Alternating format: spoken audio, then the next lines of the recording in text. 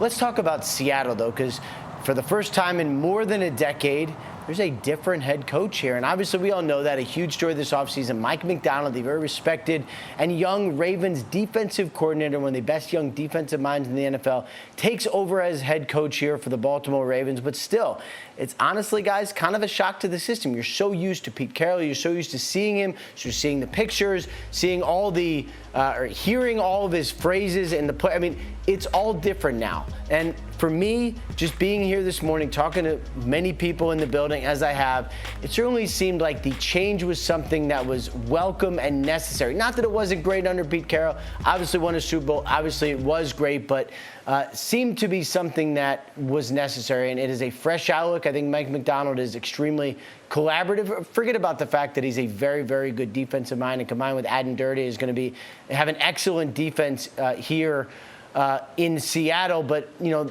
the kind of fresh look at things, it seems to be something that helps. And not only that, I mean, they also have a really, really good roster. And rarely does a head coach take over a team that was 9-8 with a bunch of ballers at some really key positions. But that is what Macdonald has taken over. And the fact that Geno Smith seems to be having a really good camp, continues to kind of come into his own as a starter, does lead to a lot of optimism here in Seattle. Let's get an update on a couple of those young guys on both sides of the ball, Kenny Walker III and Devon Witherspoon. What can you tell us here? You know, obviously in free agency, there's such a focus, and especially from us, we want to know who do they sign. And, you know, Leonard Williams was a guy they signed in free agency.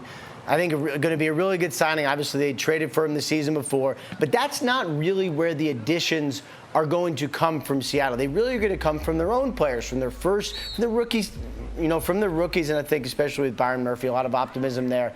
But some second and third year players really look to make the leap. I would say Ken Walker, their starting running back, is really, really impressed. And for someone who happens to like fantasy football, you know when he gets it going, he really gets it going. I would expect some very big things from him, and I hope no one in my league is watching this so I can draft him fairly early and just ride him from there.